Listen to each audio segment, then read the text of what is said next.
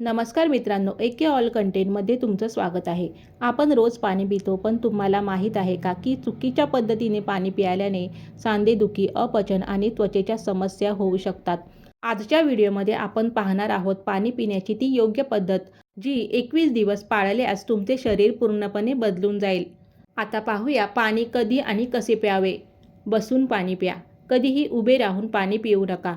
उभे राहून पाणी प्यायल्याने ते थेट खालच्या भागात जाते आणि पचनसंस्थेवर ताण पडतो. नेहमी आरामात बसून पाणी प्या. घोट घोट करून प्या. पाणी एकदम गटागटा पिण्याऐवजी तोंडात फिरवून सावकाश प्या.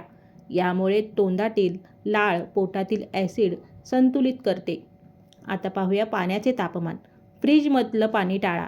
अत्यंत थंड पाणी प्यायल्याने पचनक्रिया मंदावते आणि चरबी साठू लागते.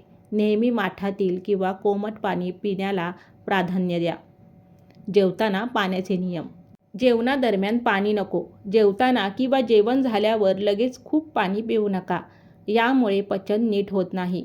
जेवणाआधी 30 मिनिटे किंवा जेवणानंतर 45 ते 60 मिनिटांनीच पाणी प्यावे. सकाळी रिकाम्या पोटी पाणी पिण्याचे फायदे.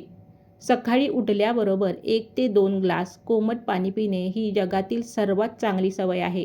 यामुळे रात्री शरीरात जमा झालेले विषारी घटक बाहेर पडतात आणि पोट साफ होते. मित्रांनो, जर हे तुम्ही नियम 21 दिवस सलग पाळले तर तुम्हाला खालील बदल जाणवतील. पचन सुधारते. गॅस आणि ॲसिडिटीची समस्या कायमची दूर होईल.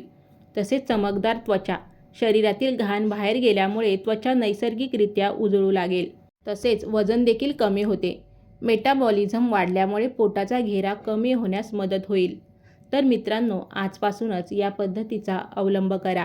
हा व्हिडिओ आवडला असल्यास एके ऑल कंटेंटला लाईक, शेअर आणि सबस्क्राईब करायला विसरू नका. धन्यवाद.